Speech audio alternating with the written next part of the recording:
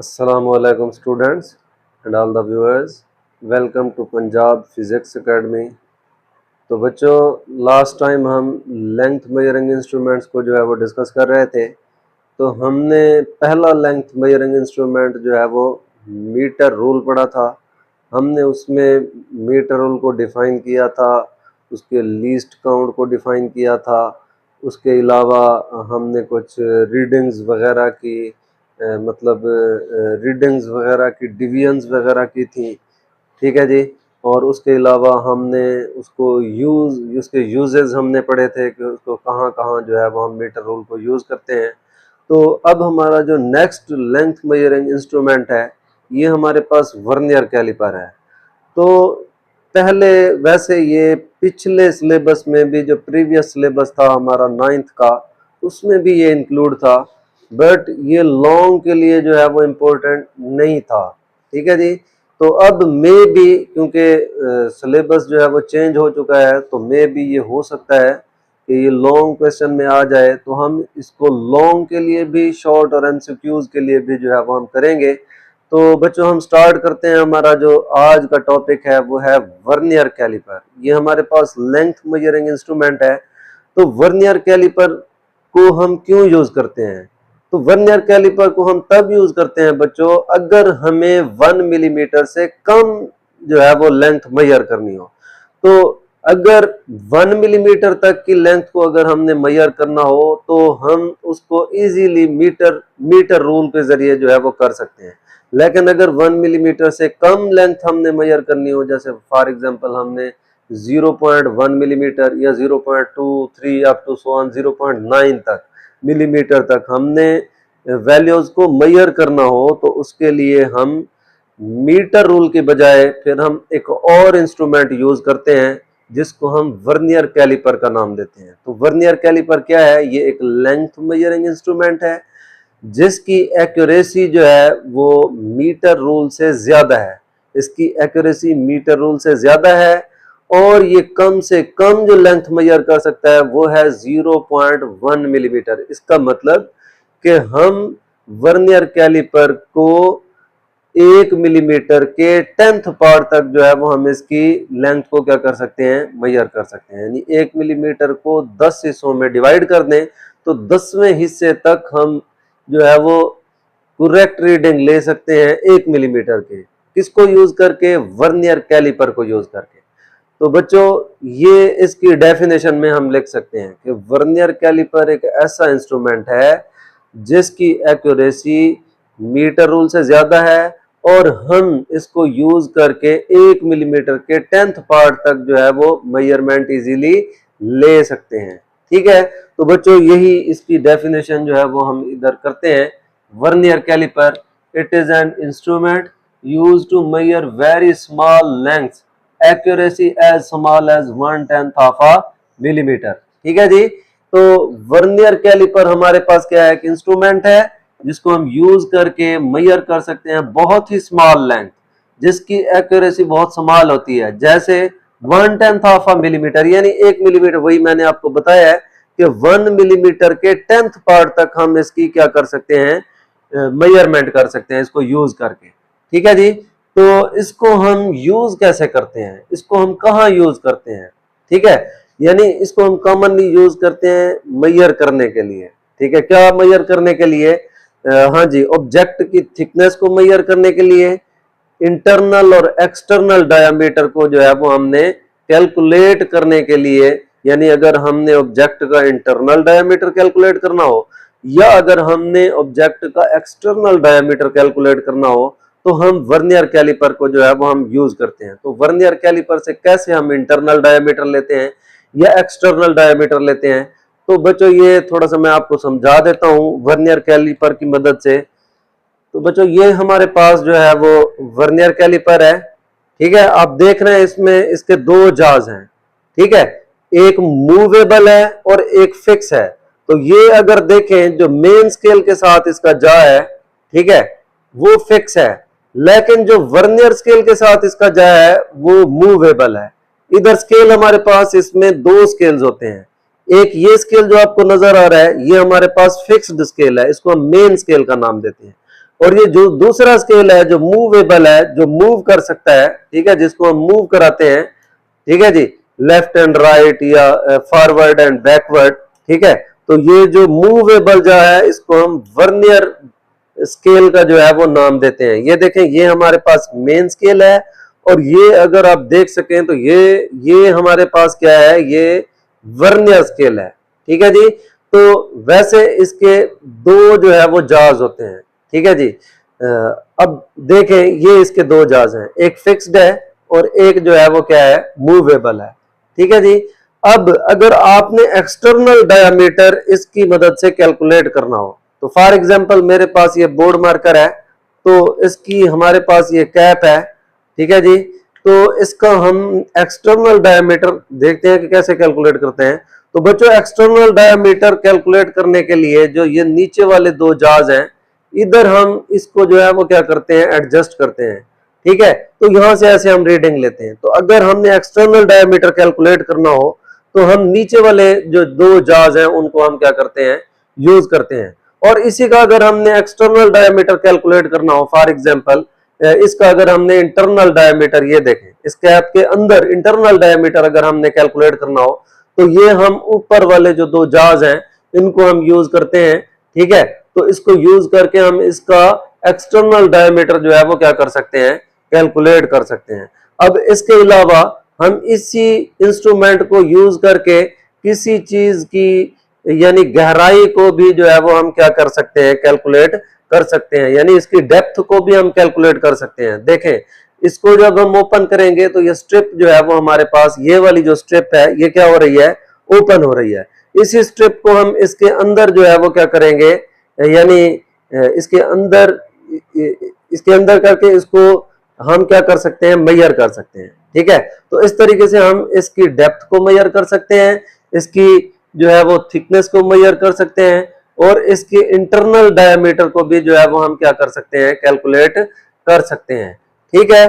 तो अब हम ये पढ़ते हैं कि इसको हम कहां कहां यूज करते हैं। तो बच्चों, ये मैंने अभी आपको वर्नियर कैलिपर के जरिए हमने ये किया भी है कि हम ऑब्जेक्ट की थिकनेस को, ठीक है जी, थिकनेस ऑफ ऑब्जेक्ट्स को हम यूज करते हैं, इसको मेजर करने के लिए यूज करते हैं, और इंटरनल एंड एक्सटर्नल डायमीटर को कैलकुलेट करने के लिए हम क्या करते हैं, यूज करते हैं। इसके अलावा हम डेप्थ यानी हॉलो ऑब्जेक्ट्स, ये हॉलो कहते हैं खाली को, ये देखें अंदर से खाली है, तो हॉलो ऑब्जेक्ट्स के की डेप्थ को कैलकुलेट करने के लिए भी हम क्या करते हैं, वर्नियर कैलिपर को जो है वो हम क्या करते हैं, यूज करते हैं। तो इसके चार यूजेस बल्कि हमने पढ़े हैं, ठीक है। पहला यूज क्या है हमारे पास कि हम ऑब्जेक्ट्स की थिकनेस को, अगर हमने थिकनेस कैलकुलेट करनी हो तो तब भी हम ऑब्जेक्ट की थिकनेस को जो है वो इसके जरिए क्या कर सकते हैं, कैलकुलेट कर सकते हैं। दूसरा हमने क्या पढ़ा कि हम इससे जो है वो किसी भी ऑब्जेक्ट के एक्सटर्नल डायमीटर, जैसे ये अगर एक्सटर्नल डायमीटर है तो ये इस तरीके से हम इसका नीचे वाले दो जाज को यूज करके एक्सटर्नल डायमीटर जो है वो क्या कर सकते हैं, कैलकुलेट कर सकते हैं। और अगर हमने इंटरनल डायमीटर कैलकुलेट करना हो तो फिर हम क्या करते हैं, इसी वर्नियर कैलिपर को यूज करके हम ऊपर वाले जो दो जाज हैं इनको हम यूज करते हैं और इसको हम इधर एडजस्ट करते हैं, तो इससे हम इसका इंटरनल डायमीटर जो है वो क्या कर सकते हैं, कैलकुलेट कर सकते हैं। और इसका फोर्थ यूज क्या है कि इसको हम यूज करके हम किसी भी हॉलो ऑब्जेक्ट की जो है वो डेप्थ को क्या कर सकते हैं, कैलकुलेट कर सकते हैं। ये जो स्ट्रिप है हम इसको इन कर देते हैं हॉलो ऑब्जेक्ट में, ठीक है जी, हॉलो स्फीयर में, हॉलो ऑब्जेक्ट में। तो इससे हम इसकी थिकनेस या इसकी जो हमारे पास डेप्थ है, ठीक है जी, जो गहराई है कि कितना गहरा है ये, तो इसकी डेप्थ को भी हम कैलकुलेट कर सकते हैं। तो बच्चों, ये तो हैं हमारे पास वर्नियर कैलिपर के यूजेस। अब हम इसके बाद पढ़ते हैं कि इसके पार्ट्स कितने हैं। तो बच्चों, मैंने अभी आपको बताया है कि इस वर्नियर कैलिपर के दो पार्ट्स हैं। अब देखें, ये इसके दो पार्ट्स हैं, वो कौन कौन से हैं। एक हमारे पास देखें, इसमें दो स्केल हैं। एक ये वाला स्केल जो मूवेबल है, इसको हम वर्नियर स्केल का नाम देते हैं। वो स्केल जो मूवेबल है इसको हम वर्नियर स्केल का नाम देते हैं, और जो स्केल फिक्स्ड है उसको हम मेन स्केल का जो है वो हम क्या देते हैं, नाम देते हैं। अब ये जो वर्नियर स्केल है, ठीक है, ये हम क्यों यूज करते हैं, ये देखें। ये वर्नियर स्केल जो है, ये वन, इस पर, ये मेन स्केल पर जो कम से कम रीडिंग है वो 1 मिलीमीटर की है, जो कि मीटर रूल की होती है। ठीक है, ऐसे समझें, ये हमारे पास एक मीटर रूल है।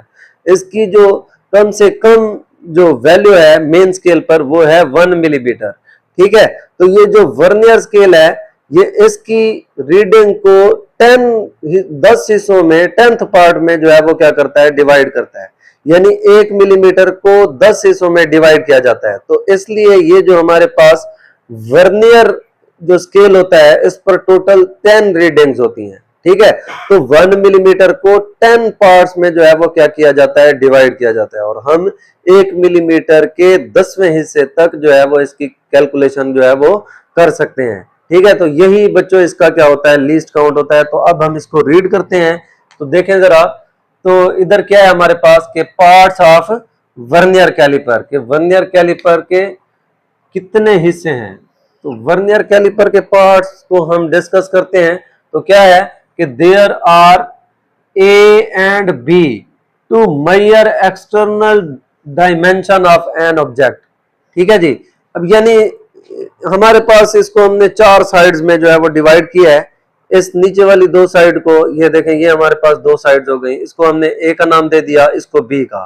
ठीक है, और ऊपर वाली जो ये 2 साइड्स हैं, एक को हम सी का नाम दे देंगे और एक को डी का। तो ये क्या कह रहा है कि there are A and B to measure external dimension of an object. यानी अगर एक्सटर्नल डायमीटर यानी external dimension, external diameter calculate करना हो, तो ए और बी जाज को जो है वो हम क्या करते हैं, या ए और बी साइड को जो है वो हम क्या करते हैं, यूज करते हैं।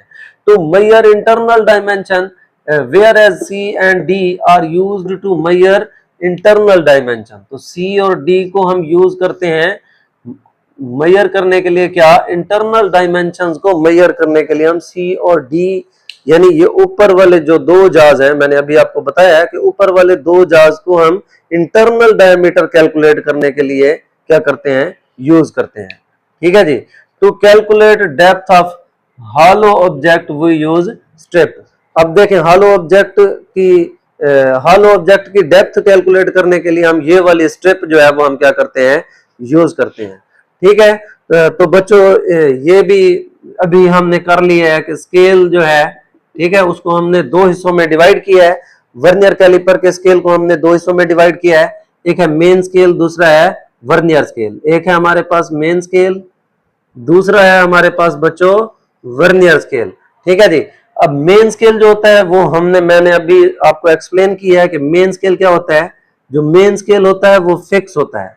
ठीक है, और इसकी ये जो लेंथ होती है वो सेंटीमीटर्स में होती है और इसके अलावा मिलीमीटर में होती है। ठीक है जी, यानी मेन स्केल पर जो रीडिंग्स होती हैं हमारे पास, जो मेन स्केल पर रीडिंग होती हैं वो सेंटीमीटर्स में और मिलीमीटर्स में जो है वो होती हैं। ये वाली आप अगर आपको नजर आ रही हो, ठीक है, तो ये वाली जो बड़ी हमारे पास रीडिंग है ये सेंटीमीटर को शो कर रही है, और जो छोटी से छोटी रीडिंग है ये हमारे पास मिलीमीटर को जो है वो क्या कर रही है, शो कर रही है। अब इसके बाद हमारे पास जो दूसरा है हमारे पास वर्नियर स्केल। ठीक है, तो वर्नियर स्केल इधर हम लिख भी सकते हैं कि ये मूवेबल होता है। इसकी जो लेंथ होती है वो 9 मिलीमीटर तक होती है।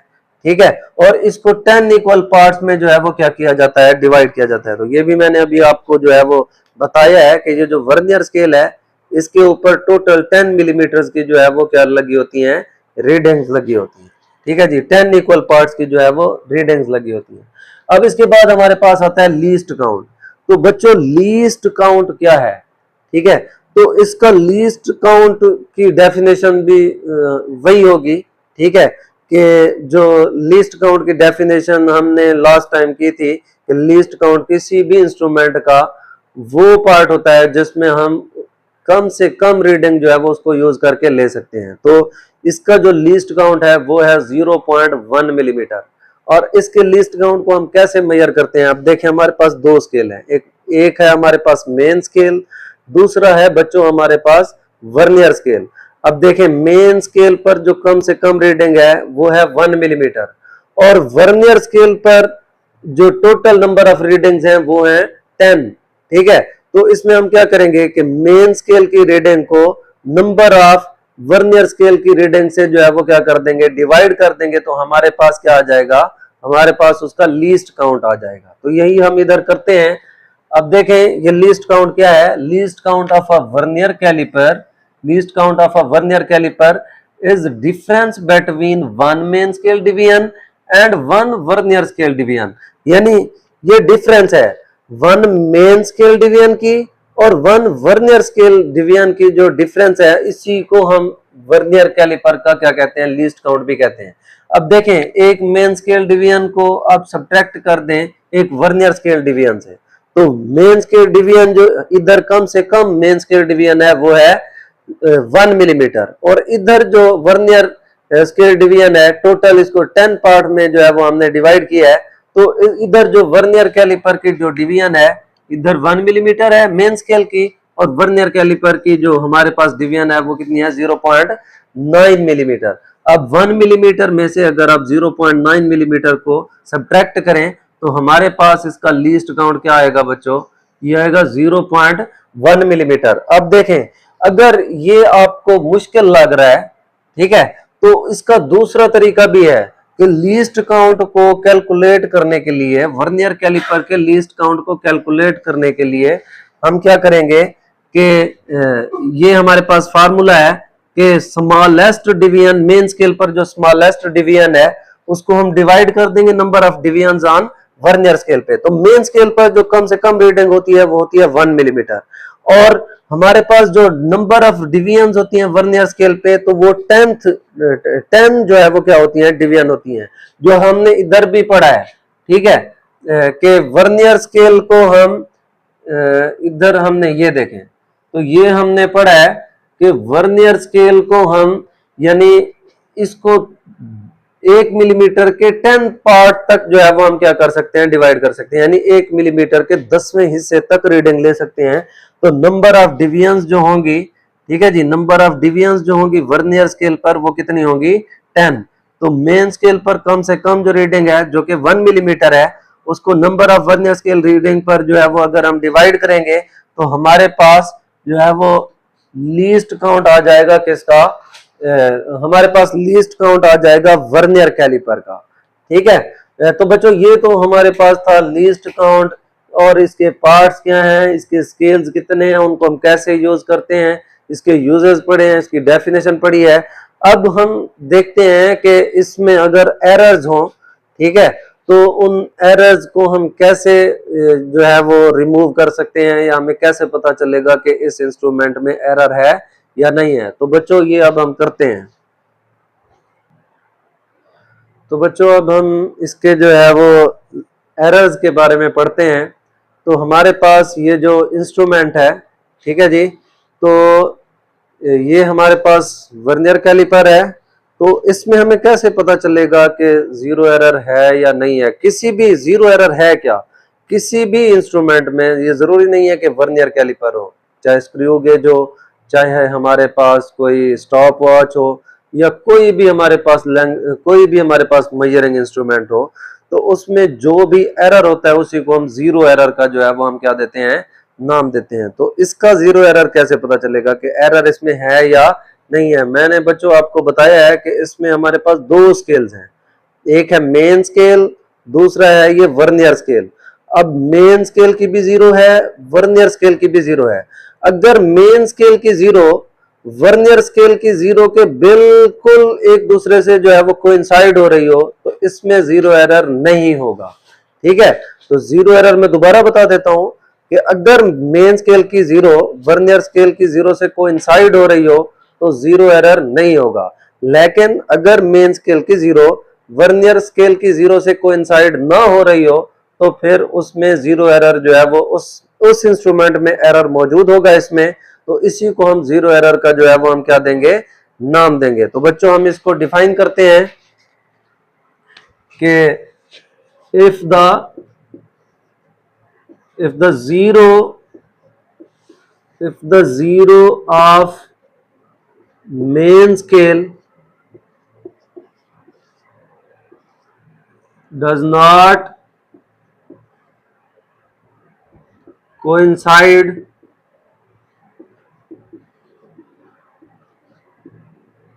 with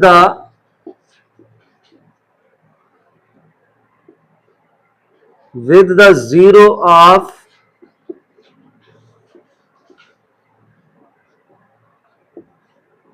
vernier scale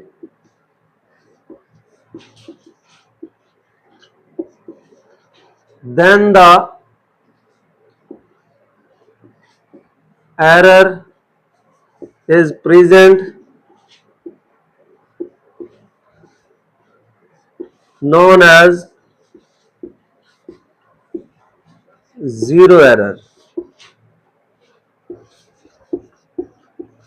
ठीक है जी।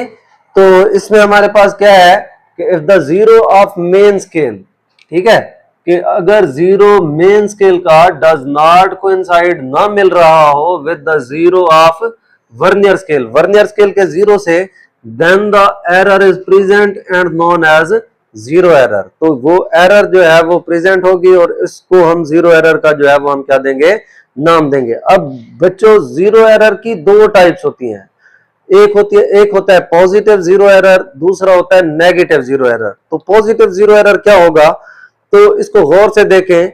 अगर मेन स्केल, अगर हमारे पास वर्नियर स्केल का जीरो मेन स्केल के जीरो के राइट साइड पे आ जाए तो इस एरर को हम पॉजिटिव जीरो एरर का नाम देते हैं। दोबारा बता देता हूं कि ये वर्नियर स्केल और ये मेन स्केल, अगर वर्नियर स्केल का जीरो मेन स्केल के जीरो के राइट साइड पे आ जाए तो इस एरर को हम किसका नाम देंगे, पॉजिटिव जीरो एरर का नाम देंगे।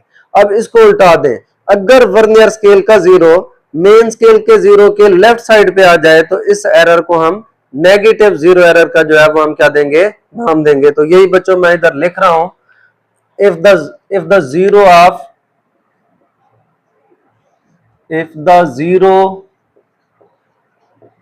of vernier scale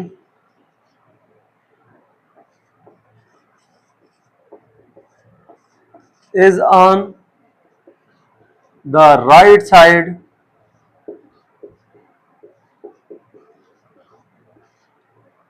of main scale,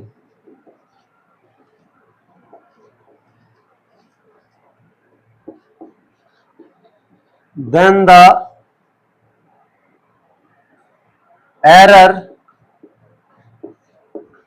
is called positive zero error. ठीक है जी। अगर वर्नियर स्केल का जीरो मेन स्केल के जीरो के राइट साइड पे आ जाए तो इस टाइप के एरर को हम पॉजिटिव जीरो एरर का नाम देते हैं। अब हम लिखते हैं नेगेटिव जीरो एरर को। इफ द जीरो ऑफ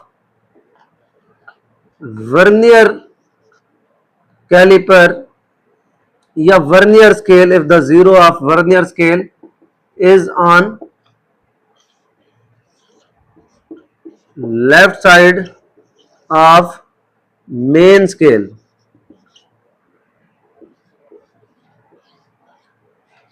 ठीक है जी, then the error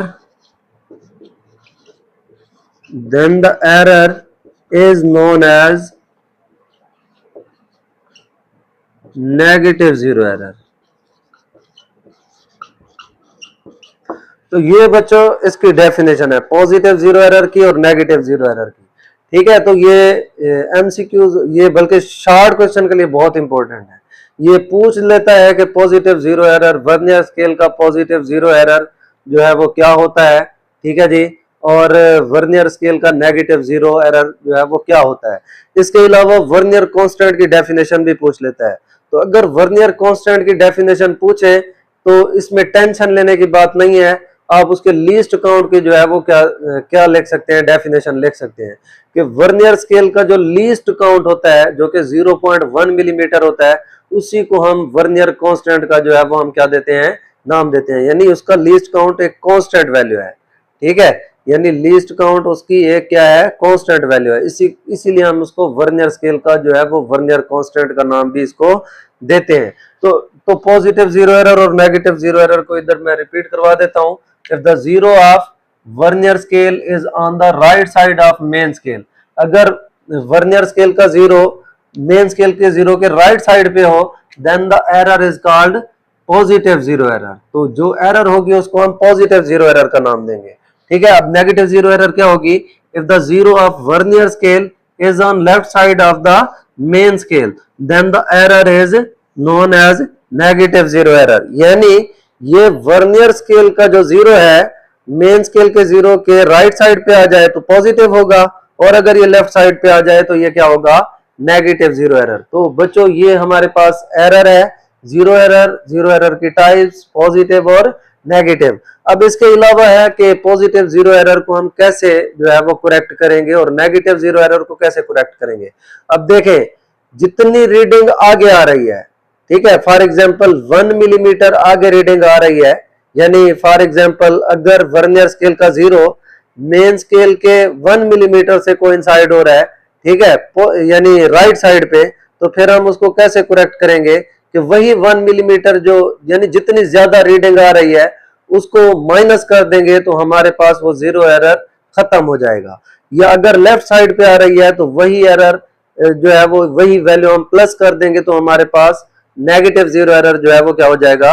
खत्म हो जाएगा। तो इस तरीके से हम पॉजिटिव और नेगेटिव जीरो एरर को जो है वो हम क्या करते हैं?